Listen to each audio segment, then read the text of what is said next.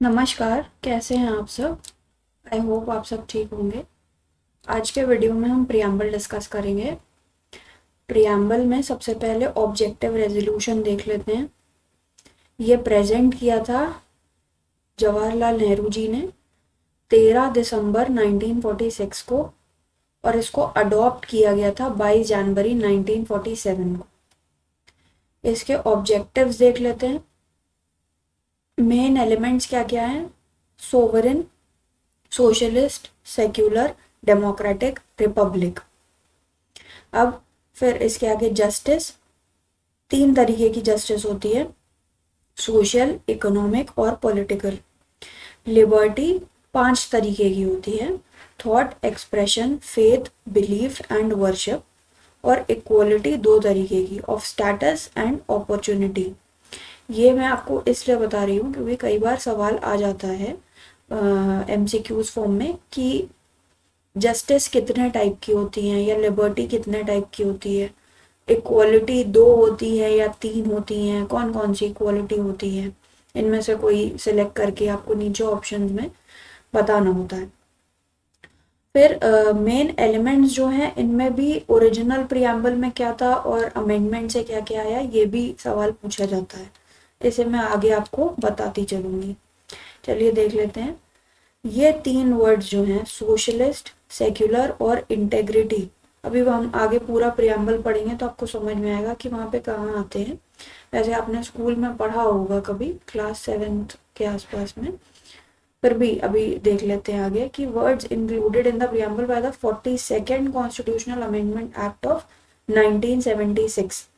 1976 के amendment act से, जो कि 42nd था, उसमें सोशलिस्ट, सेक्युलर और इंटेग्रिटी ये तीन वर्ड्स ऐड किए गए थे।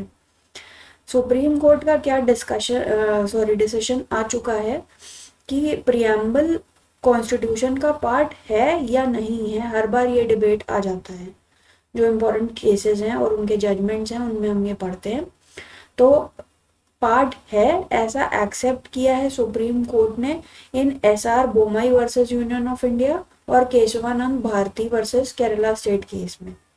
और रिजेक्ट किया है ये बात कि पार्ट ऑफ कॉन्स्टिट्यूशन नहीं है प्रियम्बल इन बेरूबारी केस। ये भी पूछ लिया जाता है, इसलिए इसे देखना जरूरी है। फिर it is the heart and soul of constitution. क्या होता है heart and soul? Preamble. Preamble as political horoscope of Indian constitution. ये political horoscope of Indian constitution preamble को मिस्टर के एम मुंशी ने कहा था। Constitution has been called a pious paper, मतलब पवित्र पेपर कॉन्स्टिट्यूशन को कहा है बाबा साहब अम्बेडकर ने। Doctor B R Ambedkar has called the heart and soul to the article of Indian constitution, that is right to constitutional remedies, जो हमें मिलता है आर्टिकल 32 के तहत। मतलब आर्टिकल 32 के तहत हम सुप्रीम कोर्ट जा सकते हैं अगर हमारे किन्हीं फंडामेंटल राइट्स का हनन हो रहा है तो इसको B B R Ambedkar ji ने क्या कहा है कि ये क्या है, heart and soul of Indian constitution. फिर एक बार प्रियम्बल देख लेते हैं। We the people of India having solemnly resolved to constitute India into a sovereign, socialist, secular, democratic republic. अभी आपने पीछे देखा कि सोशलिस्ट, सेक्युलर और नीचे वर्ड आता है integrity, unity and integrity of the nation. ये तीन शब्द 42nd constitutional amendment act of 1976 से ऐड हुए थे। उसके पहले जो प्रियम्बल था उसमें ये तीन शब्द नहीं थे। फिर से देख लेते हैं। We the people of India having solemnly resolved to constitute India into a sovereign, socialist, secular, democratic republic and to secure to all its citizens justice. अभी मैंने आपको ऊपर बताया कि तीन तरीके की, social, economic and political. Liberty पांच तरीके की, कौन कौन सी? Thought, expression, belief, faith and worship. Equality दो तरीके की, of status and opportunity. And to promote among them all fraternity, assuring the dignity of the individual, dignity of the individual and unity and integrity of the nation. in our constituent assembly this 26th day of November 1949 do hereby adopt, enact and give to ourselves this constitution. देखिए ये सब मैं line for line इसलिए पढ़ रही हूँ क्योंकि इस पे सवाल आ जाता है कि इक्वालिटी पहले मेंशन्ड है या लिबर्टी पहले मेंशन्ड है प्रियम्बल में, कितने टाइप की लिबर्टी दी हुई है, 5, 6, 3 या 2। तो आपको ये क्लियर होना चाहिए तो उसका ऑर्डर और कितने टाइप की लिबर्टी है, कितने टाइप की जस्टिस है, कितने टाइप की इक्वालिटी है। और मेन तो सबसे इम्पोर्टेंट क्वेश्चन यही आता है, बार बार पूछा जाता है 42nd कॉन्स्टिट्यूशनल अमेंडमेंट एक्ट 1976 से वो कौन से 3 शब्द ऐड हुए या इन 4 ऑप्शंस में से कौन सा वो शब्द है जो कि 42nd कॉन्स्टिट्यूशनल अमेंडमेंट एक्ट 1976 से ऐड नहीं हुआ। इसलिए आपको इस पर फोकस करने की ज़रूरत है। अगर आप ये वीडियो लाइक करेंगे, शेयर करेंगे और मेरे चैनल को सब्सक्राइब करेंगे और खासकर नीचे कमेंट में लिख के बताइए कि आपको क्या किस टॉपिक पे आपको प्रॉब्लम होती है, आपको किस पे और ज़्यादा वीडियो चाहिए, तो मैं उस टॉपिक पर वीडियो बनाऊंगी। और अगर आप लोग नीचे कमेंट में मुझे बताएंगे तो मैं इस टॉपिक से रिलेटेड या जिस भी टॉपिक पर वीडियो बनाऊंगी उससे रिलेटेड मैं क्वेश्चंस भी डिस्कस करूंगी। तो उससे एक आइडिया लग जाता है कि हमें पढ़ना है बट किस चीज़ पे फोकस ज़्यादा करना है, किस तरीके के सवाल आयोग ज़्यादा पूछता है। चलिए आगे देख लेते हैं। ये schedules of and their subjects, इस पर मैंने ऑलरेडी एक वीडियो बना रखा है, अगर आपने नहीं देखा है तो प्लीज़ जाके उसको देखिए, आपको ये तुरंत याद हो जाएगा। मिनिमम 10 मिनट्स मतलब मैक्सिमम 10 मिनट्स में आपको ये पूरा याद हो जाएगा कि 12 स्केड्यूल्स में क्या क्या किस नंबर पे है और इस पे भी सवाल आता है। आगे देख लेते हैं governance system. Oldest form of governance system क्या है? मोनार्की। एक साइड से देख लेते हैं, पहले आप ये फोटो देख लो नहीं तो आप कंफ्यूज होगे, इधर भी देखोगे इधर भी देखोगे। आई होप आपने देख लिया होगा। अब इधर फोकस करते हैं। गवर्नेंस सिस्टम का ओल्डेस्ट फॉर्म मोनार्की, उसमें रूलर जो होते हैं वो किंग होते हैं और ये एक हेरिडिटरी पोस्ट है। हेरिडिटरी पोस्ट होना मतलब राजा का बेटा ही राजा बनेगा, कोई यहाँ पे चुनाव नहीं होता था। अगर आप राजा के बेटे हैं तभी आप अगले राजा बन सकते हैं, आपकी कोई और स्ट्रेंथ या अगर आप में काबिलियत है फिर भी आप राजा नहीं बन सकते अगर आप राजा के बेटे नहीं हैं। That is hereditary post. आप साइंस में हेरिडिटी पढ़ते होंगे, उससे आप समझ सकते हैं।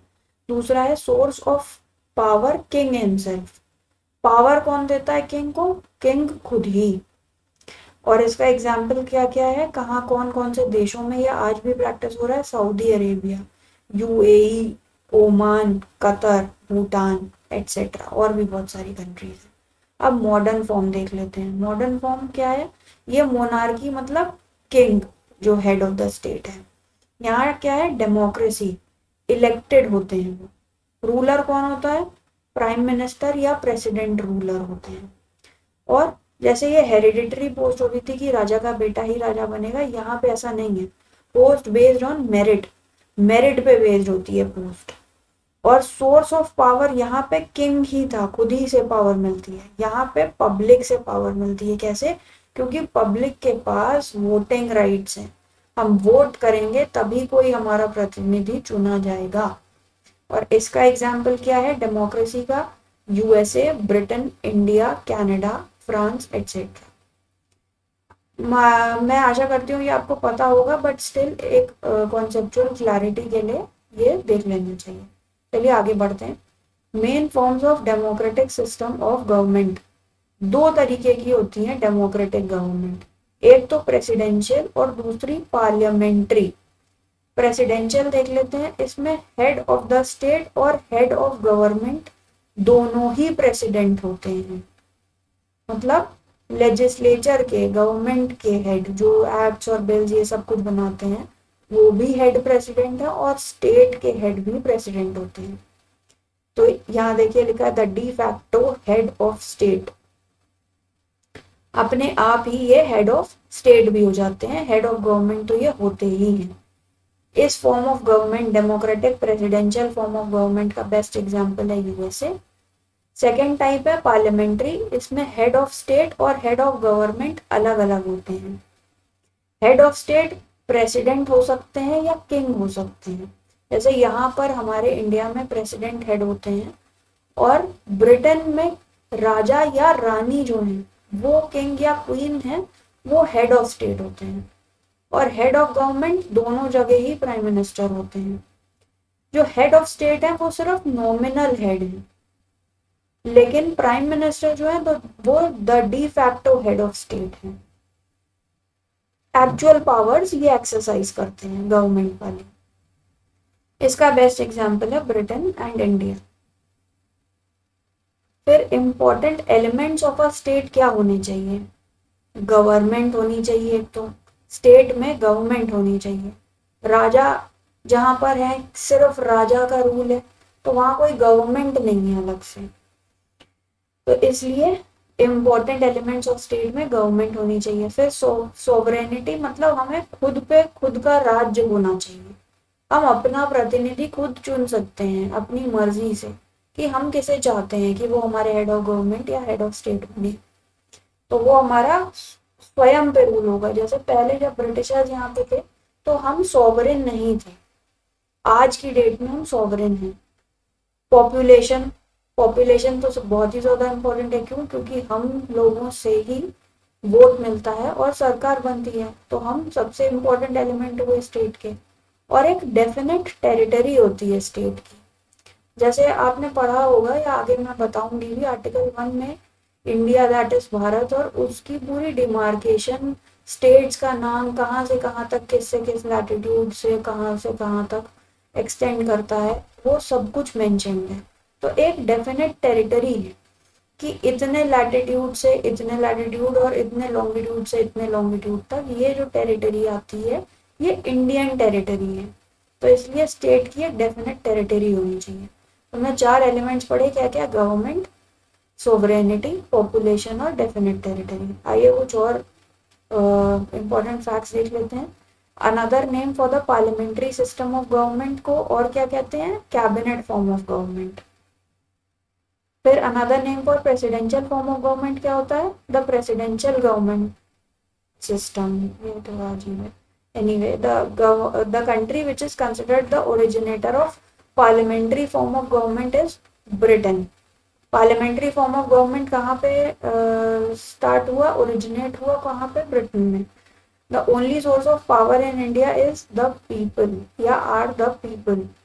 India is a republic, that means हम कहते हैं ना हम रिपब्लिक हैं, रिपब्लिक डे भी सेलिब्रेट करते हैं। तो हेड ऑफ स्टेट जो है वो इलेक्टेड है, हेरिडिटरी नहीं है। उनको भी, प्रेसिडेंट ऑफ इंडिया जी को भी हम इलेक्ट करते हैं। Indian federalism is called cooperative federalism. इसको, ये कोऑपरेटिव फेडरलिज्म किसने कहा था? ग्रैनविल ऑस्टिन ने। India is called quasi federal, quasi federal किसने कहा था? केसी वियरे ने। फिर आइए आगे नेशनल सिंबल्स देख लेते हैं। नेशनल फ्लैग ट्राई कलर का है हमारा, सैफरन, व्हाइट एंड ग्रीन, तो 3 कलर्स हैं इसलिए ट्राई कलर। डिजाइन किया था इसको पिंगाली वेंकैया जी ने। इसकी लेंथ इज टू विड्थ का रेशियो 3:2 का होना चाहिए। अडॉप्ट हमने किया था 22 जुलाई 1947 को। ये देखिए मैंने मार्क कर रखा है कि 2020 में इस पर सवाल भी आ चुका है कि हमने कब फ्लैग को अडॉप्ट किया था, तो वो है 22 जुलाई 1947। कलर ऑफ स्ट्राइप्स क्या है? सैफरन। सैफरन क्या इंडिकेट करता है? Symbol of strength and courage. White symbol of peace and truth. Green symbol of fertility and growth. फिर व्हील आपको पता है बीच में अशोक चक्र, मतलब व्हाइट वाला जो स्ट्राइप है उस पे व्हील बना हुआ है, उसका कलर ब्लू होता है। और स्पोक्स, उसमें कितनी तीलियां होती है? तो 24। ये क्या दर्शाता है? ये symbol of justice and progress है। ये हमने कहां से लिया है? Ashokan pillar, taken from Sarnath. Sarnath का जो अशोकन पिलर है हमने इसको वहां से लिया हुआ है, ठीक है। फिर नेक्स्ट देख लेते हैं the state emblem, lion capital of Ashoka, Sarnath में जो है इंस्क्राइब्ड वर्ड क्या लिखा है? सत्यमेव जयते। और ये शब्द कहाँ से आया? मुंडक उपनिषद से। ये हमने कब अडॉप्ट किया था? स्टेट एम्बलम को जो उसमें 4 शेर नहीं बने रहते हैं चारों ओर देखते हुए, वो अडॉप्ट किया था 26 जनवरी 1956 को। Number of lions 4। Emblem inscribe, इसमें एम्बलम में नीचे की तरफ आप देखेंगे तो ऐसे 4 शेर ऊपर, फिर नीचे एक चक्र, और राइट साइड में बुल, मिडिल में अशोका व्हील, वही जो चक्र मैंने बताया, और लेफ्ट साइड में घोड़ा बना होता है। तो घोड़ा, व्हील और बुल ऐसे बना होता है। ठीक है, फिर नेशनल एंथम भी देख लेते हैं। जन गण मन, ये हमने कहाँ से लिया है? गीतांजलि से। किसकी संरचना है? रविंद्रनाथ टैगोर जी की। ये नेशनल एंथम हमने अडॉप्ट किया 24 जनवरी 1950 को। पहली बार गाया गया था 27 दिसंबर 1911 को कैलकाटा सेशन कांग्रेस के उसमें। और कितना टाइम लगना चाहिए? 52 सेकेंड में प्ले होना चाहिए। फिर नेशनल सॉन्ग देख लेते हैं। वंदे मातरम आनंद मठ से लिया है। इसके ऑथर है बंकिम चंद्र चटर्जी। अडॉप्ट किया हमने इसको 24 जनवरी 1950 को। दोनों का देखिए अडॉप्शन डे सेम है, नेशनल सॉन्ग और नेशनल एंथम 24 जनवरी 1950। पहली बार इसको गाया गया था 1896 में, तो ये ज्यादा पहले से हमने अपना रखा है। फिर नेशनल कैलेंडर इनफॉर्मली, मतलब जब गवर्नमेंट नहीं बनी थी 1896 में या 1911 में। फिर नेशनल कैलेंडर बेस्ड ऑन शाक era with the Gregorian calendar हमने अडॉप्ट किया 22 मार्च 1957 को। पहला महीना चैत और आखिरी फागुन। यहाँ पे देख लेते हैं नेशनल डेज ऑफ फेस्टिवल्स 3 होते हैं। रिपब्लिक डे 26 जनवरी, इंडिपेंडेंस डे 15 अगस्त, गांधी जयंती 2 अक्टूबर। ये तो आपको पता ही होगा, स्कूल में बूंदी लेने जाते होंगे आप लोग। चलिए, नेशनल रिवर गंगा रिवर को कहते हैं, डिक्लेयर्ड इन 2008। 2008 में हमने गंगा रिवर को नेशनल रिवर डिक्लेयर किया। मिसलेनियस में क्या है? जोनल काउंसिल और उसके headquarter. Eastern zonal council Kolkata में है, वेस्टर्न मुंबई में, सेंट्रल प्रयागराज में, नॉर्थ जोनल न्यू दिल्ली और सदर्न चेन्नई में। State and the UT major principally state merge in India. कैसे कैसे मर्जर हुआ था, तो मेजर जो है उनमें से देख लेते हैं। जम्मू कश्मीर 26 अक्टूबर 1947 को मर्जर लेटर के द्वारा। हैदराबाद 17 सितंबर 1948 बाय पुलिस एक्शन, इसका नाम था ऑपरेशन पोलो। और मर्जर ऑफ जूनागढ़ कैसे हुआ था, तो पहले 9 नवंबर 1947 को control of the government of India at the request of Nawab council. जो नवाब ऑफ जूनागढ़ थे उनकी काउंसिल के रिक्वेस्ट पे गवर्नमेंट ऑफ इंडिया ने कंट्रोल किया 9 नवंबर 1947। 20 फरवरी 1948 को वहां पे रेफरेंडम किया गया और 20 जनवरी 49 को इसे मर्ज कर दिया गया स्वराष्ट्र में। आज के वीडियो में बस इतना ही। आपको कैसा लगा प्लीज कमेंट करके मुझे नीचे बताइए। इस वीडियो को अगर आपको अच्छा लगता है तो लाइक कीजिए, अपने फ्रेंड्स एंड फैमिली को शेयर कीजिए और मेरे चैनल को सब्सक्राइब कीजिए। Hope to see you soon in next video. Thank you so much for watching this.